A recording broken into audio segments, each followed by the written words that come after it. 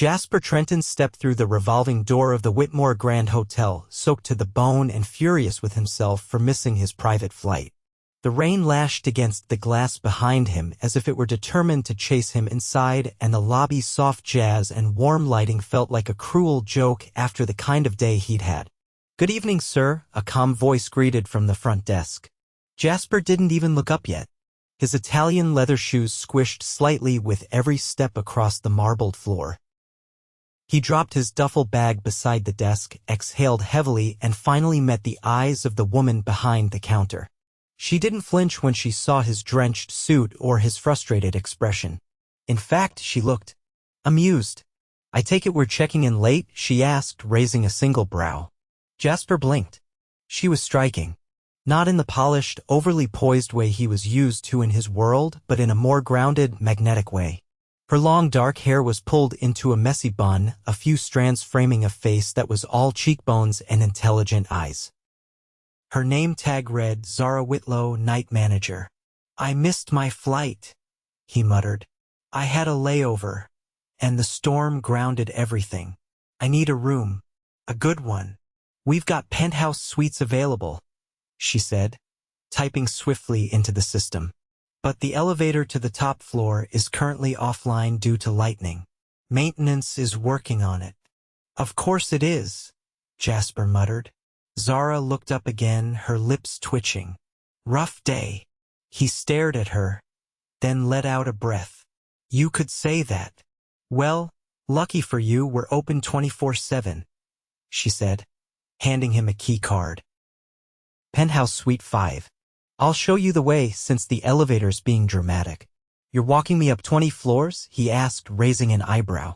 "I'm not afraid of stairs," she replied coolly. "Are you?" For the first time all day, Jasper laughed. They climbed in silence at first, the sound of their footsteps echoing in the emergency staircase. Zara didn't seem winded, though she was in heels. He glanced at her sideways. "You always this committed to customer service?" "Only when my guest looks like he's about to throw something," she replied dryly. He smiled again. "Jasper Trenton." "I figured," she said. "Your assistant called earlier. Didn't leave much detail, just said you needed privacy and discretion, which usually means famous, rich, or wanted. You don't look like a criminal, so I'm guessing option 2. Jasper tilted his head. "That obvious, huh?" She shrugged. "You've got a watch worth more than my car, shoes that hate puddles, and a face I swear I've seen in Forbes." "Guilty," he said. At floor 20, she unlocked the penthouse and pushed the door open. It was sprawling, sleek, and candlelit. Power was still flickering, but someone had clearly tried to make it cozy. "I sent up warm towels and whiskey," she said, nodding to the tray near the fireplace. "You look like you needed both." He turned to her slowly. "You did all this?" She nodded, not making a big deal of it. "Thank you," he said sincerely. She gave a small nod and turned to leave, but he called after her. "Zara." She paused. "Would you stay? Just for a few minutes? I could use a normal conversation." She hesitated, then leaned against the doorway. "All right. But if you start talking about hedge funds or crypto, I'm out." He chuckled. "Deal." He poured 2 glasses and handed her one. They sat near the fireplace, the storm still rumbling outside the floor-to-ceiling windows. Zara tugged off her heels and curled her legs underneath her. "So, Jasper Trenton," she said, sipping. "What does a millionaire with a private jet and a very bad mood do for a living?" He leaned back. "Tech consulting. I sell systems to people who already have too much money." "That sounds thrilling." He laughed again. "It's not. But it pays for the jet." Zara tilted her head. "You know, most people who come through here are either rude or fake nice. You're just tired." Jasper looked at her. Really looked this time. "I haven't had a real conversation in weeks. Not one without a motive." "Well," she said, raising her glass, "cheers to being unimportant." "Cheers to that." They talked until the candles burned low. About books. About bad hotel guests. About the fact that she worked nights because she liked the quiet and didn't mind being alone. He watched her, fascinated. She didn't flirt. She didn't try to impress him. She just was. And he hadn't realized how starved he'd been for that. When she finally stood to leave, he walked her to the door. "Thanks for the company," he said. She smiled. "Thanks for not being a jerk." And then she was gone. Jasper stood at the window long after, watching the rain. He'd checked into the Whitmore Grand because it was the only hotel with a penthouse available on short notice. He hadn't expected to find the most genuine woman he'd met in years. And he definitely hadn't expected the night manager to be the best part of his entire week. But she was. The next morning, Jasper woke to silence and a faint scent of sandalwood. He sat up slowly, disoriented for a moment until the unfamiliar ceiling and the dim outline of the penthouse windows reminded him he was still in the Whitmore Grand. The fire had gone out sometime during the night, leaving behind a bed of ash and a lingering warmth that somehow matched the feeling he couldn't quite shake since Zara had walked out the door. He checked his phone. Several missed calls. A dozen emails. A reminder for a postponed investor meeting in Zurich blinking across the screen. He ignored them all and pulled on a fresh shirt from his bag. Downstairs, the lobby had shifted into its daytime rhythm. Crisp uniforms, hushed conversations, polished shoes echoing on tile. Jasper wandered toward the cafe tucked beside the atrium, drawn by the smell of espresso and the blur of movement behind the counter. Zara wasn't there. He ordered a double shot and leaned on the counter, scanning the room without meaning to. The night had left a mark on him, something subtle but undeniable. He wasn't used to people who didn't adjust themselves around his presence. She hadn't shifted an inch. "Mr. Trenton?" He turned toward the voice. A woman in a fitted blazer and a headset approached with sharp confidence. "I'm Angela, the hotel's guest liaison. I've been asked to assist with anything you need during your stay." "I'm fine," Jasper said, brushing her off politely. "Is Zara working tonight?" Angela hesitated. "Zara handles the night shift exclusively. She won't be in until late." He nodded once. "All right. If there's anything urgent, I said I'm fine." He didn't mean to sound short, but he didn't want to explain why he was asking. He didn't want to explain anything. Back in the suite, his phone buzzed again. This time it was his assistant, Marcus. "Where are you?" Marcus asked. "You missed the rescheduled call with Kessler Group. I needed a break." You don't take breaks." "Well, I'm taking one now." There was a pause. "Should I cancel the Miami launch event?" "No. I'll fly in tomorrow." "Understood." He hung up, pacing toward the window. Below, the city moved in its usual rhythm, impatient cars, suited pedestrians, umbrellas crashing against the wind. But the penthouse felt insulated from all of it. Detached. That night, he waited until midnight before heading downstairs. The lobby was quieter, dimmed again, and the jazz had returned. This time, when he stepped around the corner toward the front desk, Zara was there reading a paperback with one foot propped on the lower shelf. She glanced up and blinked, clearly surprised. "You're still here. Didn't feel like leaving today." She marked her page with a receipt and set the book down. "Let me guess. The penthouse has too many pillows and not enough people." "You're not entirely wrong." Zara folded her arms, studying him. "You look less storm-drenched." "I made peace with the rain." "Progress." He approached the desk, his hands in his pockets. "You usually read on your shift?" "When I'm not chasing down room service carts or calming down guests who think the minibar is free." He nodded toward the book. "What's tonight's escape?" She held it up. "Murder mystery. Keeps me awake." "I'd have guessed romance."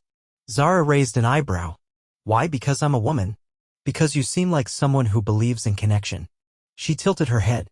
"I believe in honesty." "Romance rarely survives that." Jasper leaned against the counter, intrigued. "That sounds personal." "Maybe." He didn't press. Instead, he gestured toward the hallway behind the desk. "Do you ever leave this place during your shift?" "Only if someone pulls the fire alarm or breaks a window." "Come for a walk." "Around the terrace." She hesitated. "You do know I'm working, right? No one's around. And you could use the air." She watched him for a beat, then grabbed her keycard. 5 minutes. Outside, the terrace was slick with mist, but the rain had slowed to a whisper. The city lights flickered against the wet concrete and the air smelled like ozone and jasmine from the nearby garden planters. Zara walked beside him in silence for a moment, arms crossed against the chill. "Why are you really here, Jasper?" "I told you. Missed my flight. That was yesterday. You've had plenty of time to leave." He glanced at her. "I've been thinking about that. And? I've spent the last 5 years building something that eats my time and spits out money. But I can't remember the last time I did something without a return attached. And now?" He stopped walking, turned to face her. "Now I'm standing in the rain with a woman who doesn't care about my name or my bank account. And I don't feel like running back to the world that does." Zara's eyes searched his face carefully. "You don't know me. I'd like to." She looked away, her voice quieter. "I've seen people like you come through here. You're all charm until the novelty wears off. I've been with people who only cared about what I could give them. You're the first person in a long time who hasn't asked for anything." "I don't want anything from you," she said, firm. "I know. That's why I'm still here." The year shifted between them. Not in a romantic haze or some grand sweep of music, but something more grounded. Intentional. Zara broke the moment first. "You should go back upstairs. It's cold." He didn't argue. But as she turned to head back inside, he caught her wrist gently. "Will you walk with me again tomorrow?" She didn't answer right away. "Then if I'm not chasing a raccoon out of the kitchen, maybe." He released her hand. "I'll take that as a yes." She disappeared back into the lobby without looking back. Jasper remained on the terrace, the mist clinging to his collar, heart beating with a quiet certainty he hadn't felt in years. Something was beginning. And for once, he didn't want to control it. Jasper didn't intend to stay beyond one more night.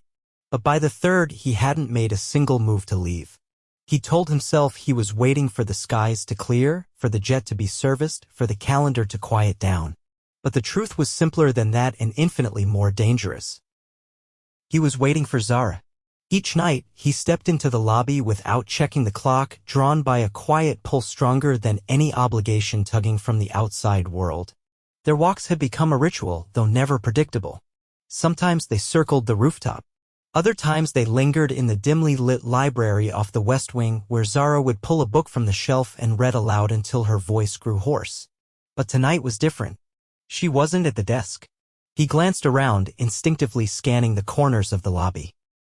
The concierge, a young man with a tight collar and distracted eyes, offered little help beyond a shrug. She stepped out to handle something on the 6th floor. Said she'd be back in a few. Jasper nodded and moved toward the elevator. It was nearly 2 in the morning, but the hotel's hush made it feel like time had stepped aside to let the walls breathe. He found her in a hallway near the executive suites, crouched beside a cart of scattered linens. A toppled vase lay shattered nearby, water pooling across the floor. Zara was tugging a towel from the bottom shelf with one hand while holding a white Persian cat in the other. "Let me guess," Jasper said. "This one's a repeat offender." Zara didn't look up. "Suite 62. Mrs. Loring's cat. Escaped during turn-down service and led me on a chase through 2 stairwells and the spa." He crossed the hallway and bent to help, careful not to startle the animal. "You all right?" "Just bruised my pride. And probably my knee." He reached for the last shard of porcelain. "You need a second pair of hands more often." She straightened, tucking the cat under her arm like a football. "You offering to join housekeeping?" "Only if I get to work your shift." Zara gave him a look, but there was a flicker of something in her eyes, reluctant amusement, maybe, or something closer to relief. "Come on," she said. "Help me return this monster before she bolts again." They walked side by side down the corridor, the cat surprisingly docile now, eyes half closed in sleepy indifference. "I never asked," Jasper said. "Do you own this place?" She blinked. "What makes you think that? You know every inch of it. The staff listens to you like you're the final word. And there's a photo in the library 50th anniversary celebration. You were standing next to the founder." Zara hesitated. "My grandfather opened it. My mother ran it after him. I took over night operations when she retired." He looked at her. "So you're more than just a manager." "I don't advertise it. People treat you differently when you own things." "True," he said.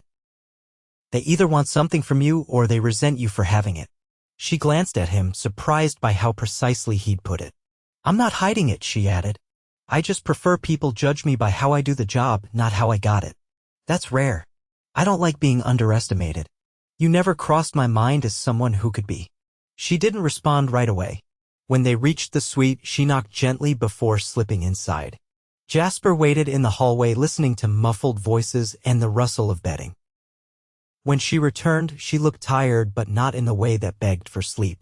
More the kind of tired that came from carrying something heavy alone for too long. I keep this place running with duct tape and favors, she said as they made their way back to the lobby. We're not part of a chain, and we don't have some corporate safety net. One good quarter keeps the lights on for the next. You think I'm here because I pity you? No, she said. But I've known men with money. They love projects. Especially pretty ones. Jasper stopped walking. If you think I see you as something to fix, you've misread me. She turned, arms crossed again, but not like before. This time it looked more like a shield. I don't know what you want, Jasper.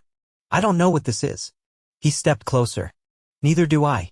But for the first time in years, I'm not trying to make it into something I can control. I just know that when I'm around you, I don't feel like I'm performing. Zara opened her mouth, then shut it. Her fingers flexed once at her side. You're leaving soon. I should have already gone. Then why haven't you? I think you know. The silence between them hummed with something raw.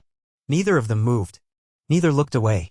Then she turned back toward the desk, slowly, deliberately. I have another hour until shift ends. Jasper followed her without hesitation. There was no need to explain that he had a chartered flight waiting on standby or that Marcus had sent 2 more messages asking for status updates. None of that mattered tonight. They sat behind the desk, side by side, not touching, not speaking for a long stretch. Just watching the lobby together, as if every second without noise might answer the questions they hadn't dared ask out loud. At exactly 4 o'clock, Zara stood and stretched. You hungry? He looked up. Depends. What do you have that isn't room service? Come on, she said. I'll show you something better. She led him through a staff hallway, past a laundry room and a locked office until they slipped into a narrow kitchen near the back exit. She opened a small fridge and pulled out a container of something that smelled like cinnamon and toasted oats. My grandmother's recipe, she said, handing him a spoon. We make it for the staff, but only the ones who stay past shift change. He took a bite, surprised by how comforting it tasted. You lure all your guests with this? Just the ones who look like they've forgotten what home feels like. Jasper met her eyes. Then maybe this is exactly where I'm supposed to be. The next time Jasper stepped into the lobby, he wasn't wearing the tailored detachment of a man passing through. He was carrying a small white box, tied with black string, and his expression sharp, unreadable, softened the second he saw her behind the desk. Zara, hair pulled back in a low braid this time, was finishing a note on a clipboard. She didn't look up until he set the box down gently in front of her. Morning, he said. Her eyes flicked to the box, then to him. That's either a bribe or a peace offering. That depends entirely on how you feel about cardamom pastries. Zara untied the string, her fingers slow, skeptical. This from that bakery on East 11th? He leaned on the desk. You mentioned it once. Said they only bake at night. Her brow lifted. That was a week ago. You remembered. I remember a lot of things you say. She opened the box and stared at the 2 pastries inside. Then, without a word, she pushed one toward him. They ate in silence, the kind that didn't need to be filled. The windows behind her reflected the first blush of dawn across the marble floor, casting golden streaks between them. You didn't have to do this, she said finally. I know. Zara set her half-eaten pastry down. So what does it mean? His answer was steady. It means I'm not going anywhere. She didn't flinch. You have a business that needs you. A city that probably notices when you vanish. A jet that's probably wondering if it's been abandoned. I've built a life that looks impressive from the outside, Jasper said. But it only feels real when I'm here. Zara stared at him, expression unreadable. You're serious. I've never been more. She folded her arms across her chest. This isn't a storybook. I work 80 hours a week. I sleep in shifts. And I haven't had a vacation in 4 years. I don't want ease, he said. I want real. Her voice was quieter now. You don't know what it's like to build something with your own hands and be terrified that it could all fall apart. He stepped around the desk slowly, giving her the space to move if she chose. I do, he said. But I've also learned that building something alone only gets you so far. Zara's jaw tightened, but she didn't step back. I'm not someone who gets swept off her feet, she warned. I don't want to sweep you, he said. I want to stand beside you. She looked away, blinking fast. You're making this sound simple. It's not. But it's worth it. A long silence stretched between them again, broken only by the low hum of the lobby's lights and the distant sound of a streetcar grinding through the early morning fog. Then she spoke slowly. I've been waiting for the next thing to break. The next guest to yell. The next bill to come due. I've been waiting for someone who doesn't want me for what I can give them, he replied. And I found her in the middle of a thunderstorm, barefoot in a hallway, chasing a cat. Her laugh cracked through the tension, unexpected and warm. You're impossible. I've been called worse. Zara shook her head, but her next words came softer. Let's say I believe you. Let's say I want this too. What happens when the storm clears and the world comes calling again? Then I tell it to wait. She studied him. You'd stay. I'm not staying in a hotel, he said. I'm staying for you. Her eyes dropped to the counter. I don't know how to do this.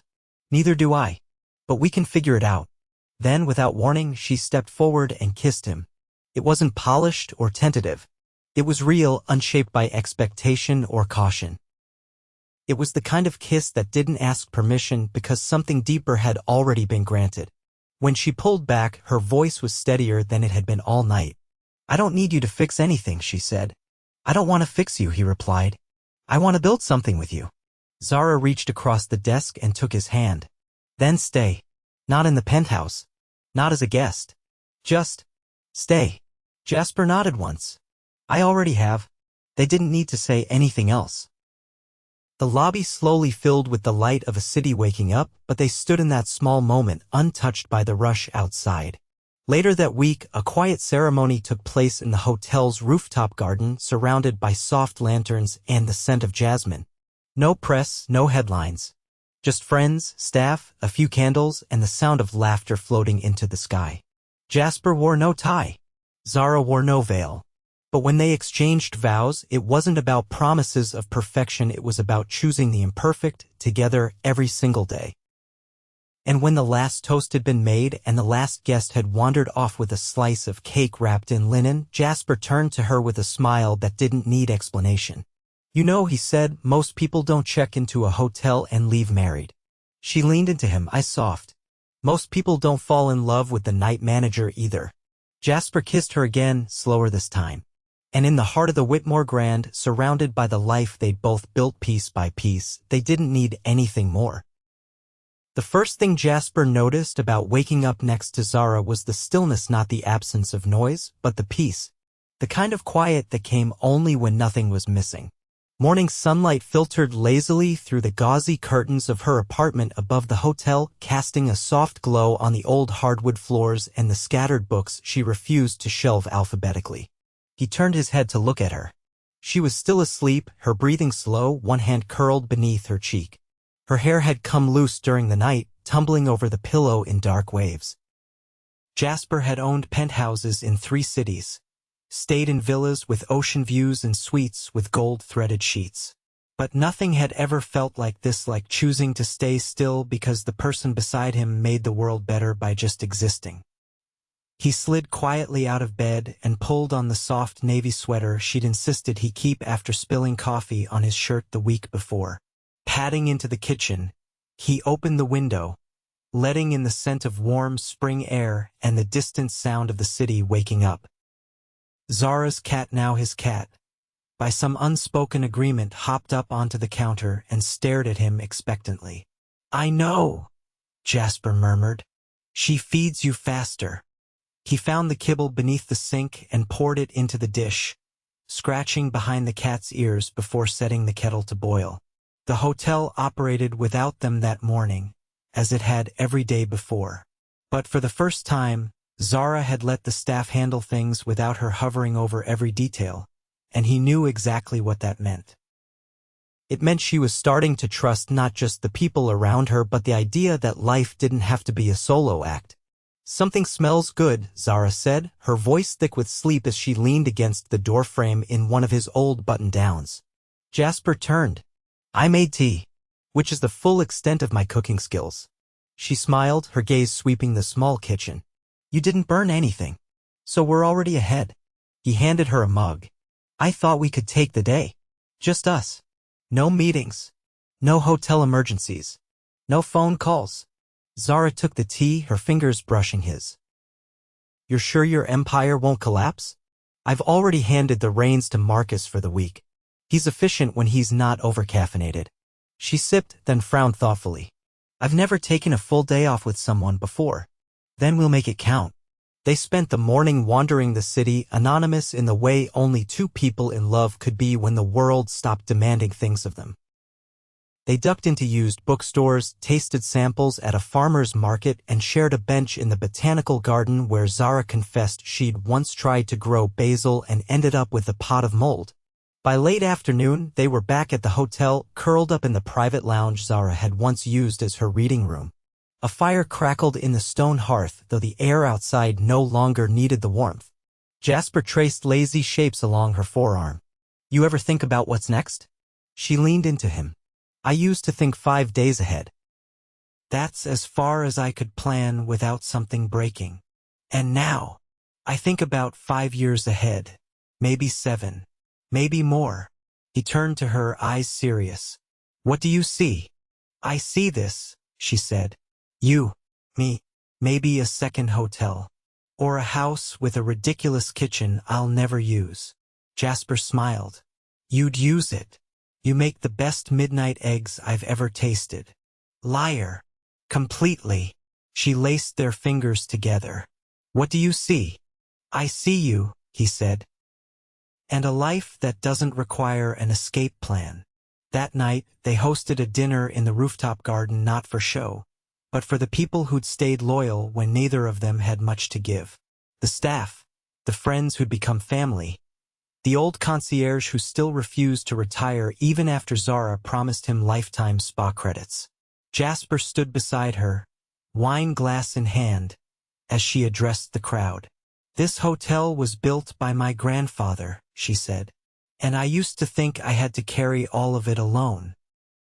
But then someone came along and reminded me that building something together doesn't mean losing yourself.